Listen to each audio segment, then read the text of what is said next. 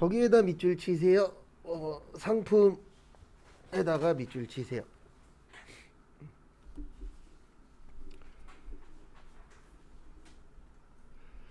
우리 그 일반 매출에 세 가지 있다 그랬어요. 그래서 일반적으로 팔 때는 현금으로 팔고 외상으로 팔고 할부로 팔죠. 무슨 기준이라 그랬죠? 인도 기준이라 그랬습니다. 그래서 거기 보시면 여기 내용 보시면은 몇 월 며칠 날 인도했대요? 6월 28일. 그래서 정답은 2번이죠. 일반적으로 물건 팔았을 때는 인도 기준이라고 했었었죠. 그거 좀 봐주시고요. 그 다음에 32번은 저기 좀 지워주세요. 현금 등가물이 아니고 현금성 자산입니다. 옛날에는 현금 등가물이라고 했는데 지금은 현금성 자산이라고 표현을 합니다. 그래서 그거 참고해 주시고요. 그래서 결론은 이렇게 처리하시면 되세요. 우리 현금 및 현금성 자산에는 통화 및 통화 대용증권, 그 다음에 요구 불예금 요구 불예금, 당좌예금하고 보통예금이 있었죠. 그 다음에 현금성 자산, 취득 당시 만기가 몇 개월이요? 3개월. 만기가 3개월 이내. 그래서 정답은 1번입니다. 1년 넘어가면은 아니죠. 그 다음에 33번 저기에다 밑줄 치세요. 컴퓨터.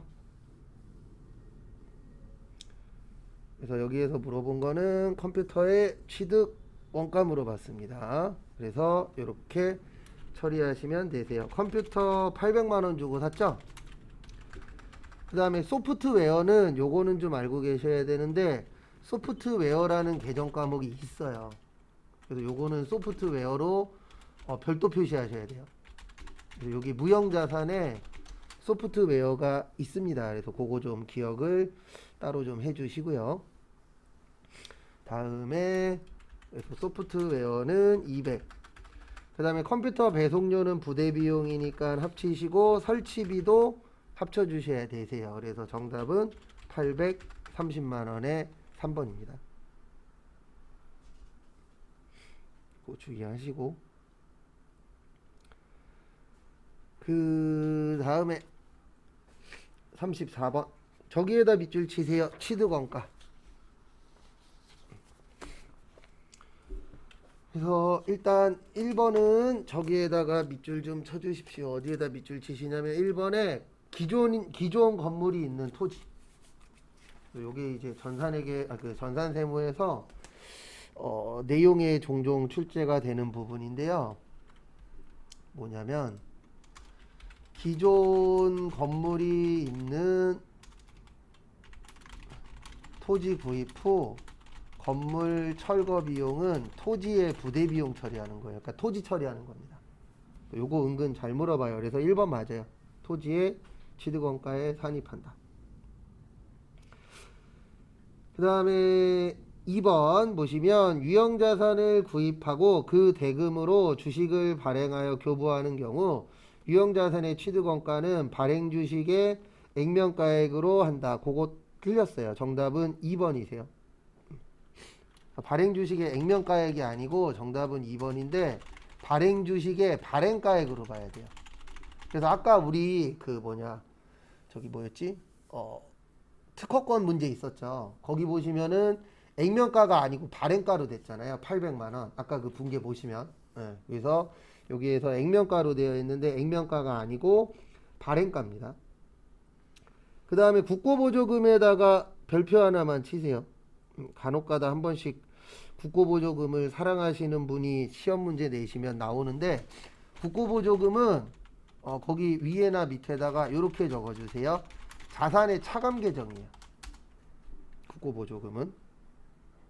그래서 국고보조금은 자산의 차감 계정으로 처리를 해주셔야 되는데요. 왜 그러냐면 국고보조금이 뭐냐면 국가가 지원해주는 돈이에요. 그러면 내 돈이 아니기 때문에 이거 가지고 뭐 기계를 산다거나 이럴 수 있잖아요. 그런 걸 샀을 때 차감하도록 되어 있어요. 왜냐하면 이 돈은 내 돈이에요, 국가 돈이에요? 국가 돈이죠. 그래서 내 돈이 아니기 때문에 빼주는 건 맞는데 공정가액으로 본다 맞아요. 그 다음에 4번. 그리고 요거 요렇게 외우시는 것도 하나의 방법이에요. 어떻게 외우시냐면 우리 교환에 두 가지 있다 그랬잖아요. 동종하고 이종. 그래서 동종은 제공한 자산의 장부가, 그 다음에 이종은 제공한 자산의 공정가인데 이게 이렇게 풀면 근데 항상 설명드리지만 100은 아닙니다. 찍는 방법 중에 하나인데요. 어떻게 풀어도 좀 도움이 되시냐면은 이런 문제 푸실 때 이렇게 푸는 것도 괜찮아요. 이 이종 빼놓고요. 그러니까 동종 빼놓고는 다 공정가라고 생각을 하세요. 그렇게 풀어도 한 10개 중에 8, 9개는 맞출 수 있어요. 그래서 헷갈리시면 요거 외우신 다음에 여기에서 동종 빼놓고는 나머지 나오면은 다 공정가다 이렇게 기억을 하시고 문제 푸셔도 정답 맞추는데 크게 지장은 없으세요. 일단 정답은 2번입니다. 그래서 요거는 거기에 있는 액면가가 아니고 발행가예요. 그 다음에 상품권은 제가 분계 앞에다 2개 써드릴 거고요. 일단 정답은 4번이에요. 상품권 분계는 두 가지가 있어요. 상품권 판매 분계랑 그 다음에 상품권 회수 분계, 이렇게 이제 두 가지로 나누어지는데 상품권 팔았을 때는 차변의 현금, 그 다음에 대변의 상품권 선수금, 그 다음에 상품권 회수하면 차변의 상품권 선수금, 그 다음에 대변의 상품 매출, 이런 식으로 처리를 해주시면 되세요. 우리 상품권은 이때 매출이 된다 그랬잖아요. 상품권을 회수하고 물건을 뭐 했을 때요? 판매했을 때 매출이라고 했었죠. 그래서 분계는 이렇게 두 가지로 되어 있으세요. 근데 왜 정답은 4번이냐면 소멸시효라는 게 법정기간이거든요. 법에서 정해놓은 기간인데 거기 보시면 법정기간 지났다 그랬잖아요. 그러면 이거는 매출이 아니고 영업 외수익이에요. 왜냐면 이건 판 게 아니잖아요. 그러니까 우리 대표적인 게 이게 뭐가 있냐면은 그 뭐냐 저기 대한항공이나 아시아나항공 보면 그 마일리지 있죠. 마일리지 못 쓰고 없어지는 경우 있어요, 없어요? 있죠. 그러면은 회사 입장에서는 영업과 관련 없이 돈 번 거잖아요. 그래서 그때는 영업 외수익으로 처리하는 거지 팔지 않았기 때문에 매출액으로 잡으시면 안 돼요. 그래서 정답은 4번입니다. 왜냐면 안 팔고 돈 번 거는 매출이 아니잖아요. 그래서 영업 외수익으로 처리를 하셔야 된다라는 거, 그 부분 참고하시고요. 그래서 정답은 몇 번이냐면 4번이 됩니다.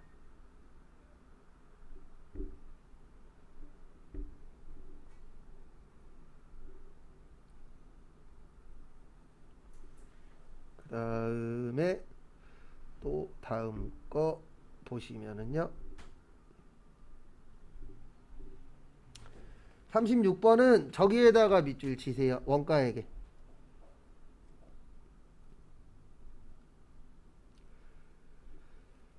그래서 원가에게 보시면은요. 원가에게가 우리 내부 정보 이용자에게 정보 제공하는 게 원가에게의 주된 목적이라고 했었었죠.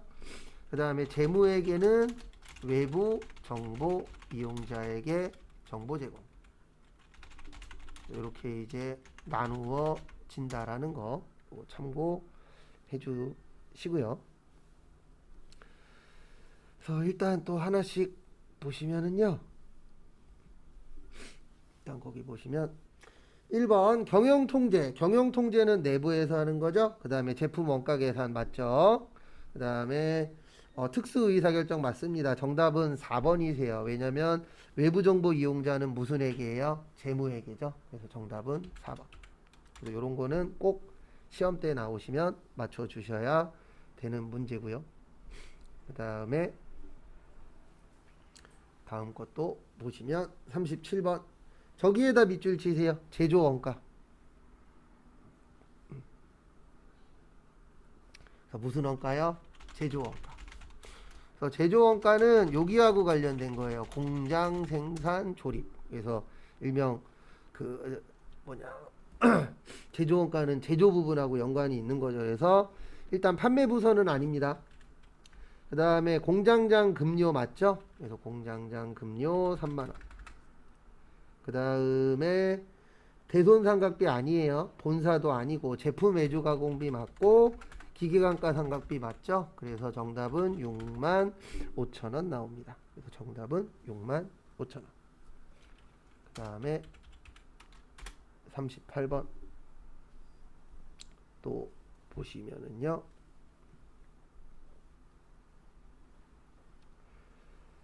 38번은 저기에다가 밑줄 치세요. 배부. 네. 그래서 제조간접비 배부율을 물어보는 문제인데요. 항상 제가 요거 나오면 이렇게 설명을 드릴 거예요. 실제 기준이다. 그래서 거기 보시면 시간당 예정이 시간당 얼마래요? 10,000원이래요. 그 다음에 거기 지문에 보시면 몇 시간 일했다라고 쓰여 있죠? 500시간. 그래서 10,000원에 500시간이면 500만원 나와요. 그 다음에 배부 차이는 20만원 과소 배부래요. 숫자가 무슨 숫자죠?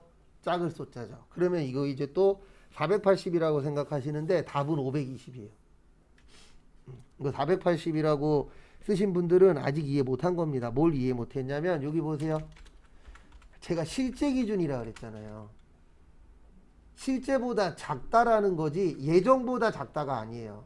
그러면 실제가 520이면 520에서 20 작은 게 예정이란 뜻이거든요. 그래서 정답은 520만원입니다. 그래서 항상 실제가 기준이에요. 그래서 실제보다 20만원 작은 게 500만원이니까 그러면 실제는 얼마여야 돼요? 520이어야 되잖아요. 요거는 나오면 저도 이 문제 싫어해요. 왜냐면 이것 때문에 예전에 떨어진 적이 있어서. 근데 이 문제 나오면 항상 국어 시험이에요. 말장난으로 나옵니다. 그래서 그 말장난 잘 보시고 이게 누가 더 크냐 그거를 잘 구별하시면 맞추기가 좀 더 수월하고요. 헷갈리시면은 틀릴 확률이 좀 올라갑니다. 그거는 참고를 좀 해주세요. 그 다음에 39번은 저기에다가 밑줄 좀 쳐주세요. 저기 어디냐? 완성품 환산량. 거기 안에 보시면은 완성품 환산량이라고 되어 있습니다. 우리 평균법의 완성품 환산량은 이렇게 되죠. 1 플러스 말. 그 다음에 저기 선입선출법의 완성품 환산량은 어떻게 돼요? 1 플러스 말 마이너스 총. 그 다음에 재료비는 전량 투입. 그 다음에 가공비는 균등 발생. 그러면 완이 800개고요. 말이 200개니까 1000개 나와요. 그 다음에 완이 200개고 말이 200개에 50%니까 900개 나옵니다. 그 다음에 여기도 똑같아요. 재료비는 전량 투입, 가공비는 균등 발생. 그럼 보시면 800개 더하기 200개 빼기 300개에서 700개. 그 다음에 800개 더하기 200개에 50%. 그 다음에 빼기 300개에 25% 해서 몇 개 나오냐면은 825개 나와요. 그래서 정답은 3번 나옵니다. 라고 구하실 수 있으셔야 돼요. 다음에 또 보시면 40번.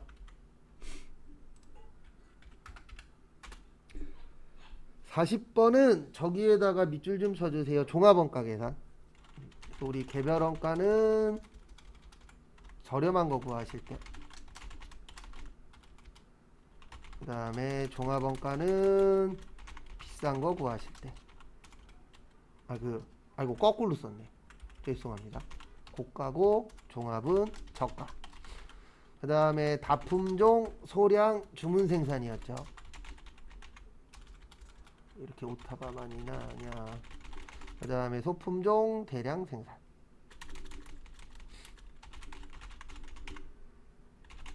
그 다음에 작업 지시서, 제조 지시서, 작업 원가표. 그 다음에 공정 완성품 환산량. 제조 간접 B의 배부가 뭐예요? 중요하죠. 제조 간접 B의 배부가 중요. 아, 이거 속도 안 맞아갖고 못 쳐먹겠네. 이거 참. 얘가 한 박자 느려서.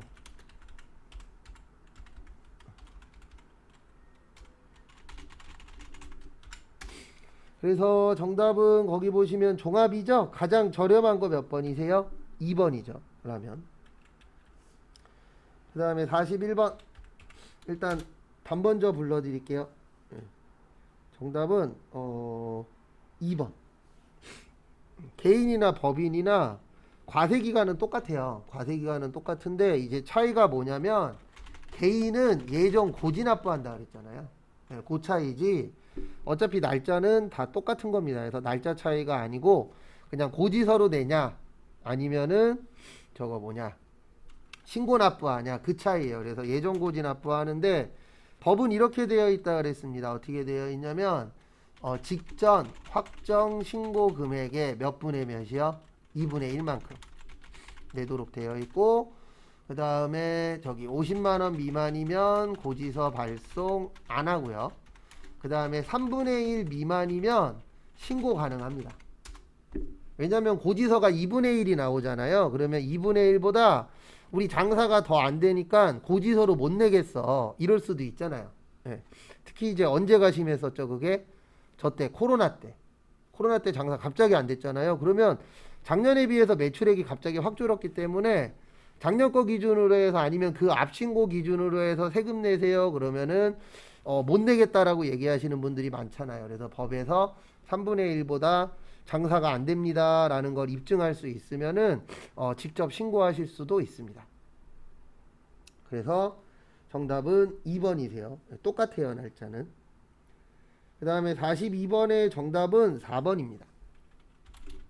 42번에 보시면 요거는 전산회계 1급에도 종종 나오는 문제인데요. 뭐냐면은요. 우리 약국은 두 가지가 같이 공존해요. 우리가 병원 갔다가 약국 갈 때 있어요? 없어요? 있죠. 네, 그때는 면세예요. 그래서 조제 용역은 면세인데 우리가 다이렉트로 약국 가는 경우 있죠. 그때는 이걸 사잖아요. 일반 의약품. 그래서 일반 의약품은 과세입니다. 그래서 일반 의약품 중에서 일부는 어디 가도 살 수 있죠. 편의점 가도 살 수 있죠. 그 대신 사시면은 뭐가 붙어요? 세금이 붙습니다. 부가가치세가. 참고하시고.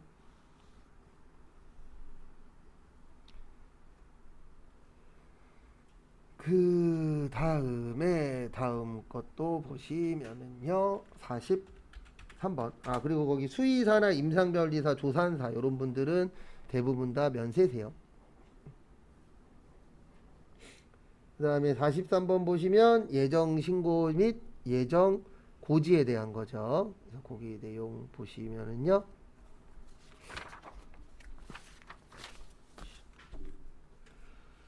예정신고 기간 중 간이과세자에서 만약에 일반과세자가 됐다 그러면은 세금 신고를 다시 하셔야 됩니다. 그래서 1번 맞아요. 예정신고를 해야 됩니다. 1번 맞고요.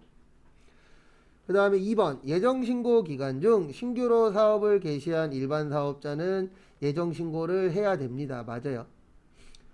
그 다음에 우리 며칠 이내죠? 25일 이내입니다. 그래서 정답은 4번이에요. 왜냐면 모든 때문에 틀렸어요. 우리 얼마 미만은 고지서 안 날라온다고요? 50만원 미만은 안 날라오는데 거기에는 모든이라 그랬잖아요. 네, 그러면 모든의 뜻은 고지서를 다 보낸다는 뜻이죠. 그래서 정답은 4번이세요. 그놈의 모든 때문에 틀린 겁니다. 그 다음에 44번 저기에다 밑줄 치세요. 기타 소득. 그래서 우리가 공부할 때 이제 기타 소득이 있고요. 그 다음에 뭐가 있냐면 저게 있어요. 사업 소득. 그래서 기타 소득과 사업 소득의 가장 큰 차이점이 뭐냐면 기타 소득은 일시적이고 우발적이에요. 그러니까 대부분 한 번 받으면 땡입니다. 계속 받는 게 아니라 잠깐 받으면 더 이상 받을 게 없다. 요게 이제 기타 소득이라고 봐주시면 될 것 같고요. 그 다음에 두 번째 보시면 사업소득은 반복적이고 계속적이어야 돼요. 네, 요게 이제 큰 차이점이 있습니다. 요 부분이.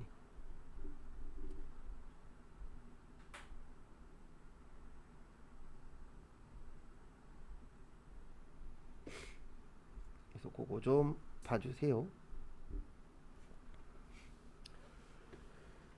그래서 1번 보시면 재산권에 대한 알선 수수료 요런 것들은 알선 이런 건 대부분 한 번 하면 땡이잖아요. 네. 그 다음에 점포임대소득 요거는 일반적으로 계속 들어오는 거죠. 변호사 요것도 계속 들어오죠. 그래서 정답은 2번 3번 4번이에요. 4번이라고도 생각하실 수 있는데 이거는 실제 법원에서 다툼이 좀 있었어요. 연예인분들이 이거 사업소득 아니다 기타소득이다. 전속계약금도 사업소득이거든요. 근데 왜 그러냐면 법원에서 어떻게 판결이 났냐면 우리가 일반적으로 연예인들이나 운동선수들이 계약금 받죠. 근데 계약금 받을 때 많이 받잖아요. 막 몇 억씩 받잖아요. 근데 이거가 왜 붙었었냐면은 사업소득은 우리나라 현재 최고 세율이 45%예요. 근데 기타소득은 일반적으로 요 정도 뛰거든요. 20%. 그러면 세금 내는 사람 입장에선 당연히 이게 유리하겠죠. 세금을 덜 내니까. 근데 국세청 입장에서는 20%가 유리해요? 45%가 유리해요? 45%가 유리하죠. 그래서 국세청에서 소송을 걸었어요. 어떻게 소송 걸었냐면 너네가 전속계약금을 받으려면 계속 그쪽에서 일을 하지 않았냐. 네, 그래서 이거는 기타소득이 아니라 사업소득으로 봐야 된다. 왜냐면 인기 없는 사람들은 그쪽에서 계속 연예인이나 운동을 안 했었던 사람들은 계약금 같은 거 받을 일이 있어요? 없어요? 없죠. 그래서 요 2번, 3번, 4번은 다 무슨 소득이냐면 사업소득이에요. 그래서 이렇게 나오면은 1번 말고 2번, 3번, 4번 중에 하나 선택하시면 맞는 겁니다. 그래서 모두 정답은 아니에요. 이런 거를 무슨 정답이라 그래요? 복수 정답이라고 표현합니다. 그거 참고 좀 해주시고요. 그 다음에 45번 과세대상 소득이 아닌 거죠? 네, 그래서 거기 보시면은요. 거기 보시면 일단 1번에 보시면 급여 받았죠. 월급 받으면 무슨 소득세 내셔야 돼요? 근로소득세 내셔야 돼요. 무슨 소득세요? 근로소득세. 그래서 1번은 틀렸고요. 그 다음에 2번 보시면 저기 광어권 있죠? 요거는 외우세요. 네, 무슨 권으로 끝나면 기타소득이라고 외워버리세요. 아닌 경우가 간혹가다 있긴 있는데 대부분 기타소득이거든요. 그래서 요거는 외우시면은 문제 푸시기가 좀 편합니다. 그래서 무슨 권으로 끝나면은 네, 뭐라고요? 기타소득이에요. 그 다음에 계약의 위약금. 우리 위약금 같은 거 계속 받아요? 한 번 받으면 끝이에요?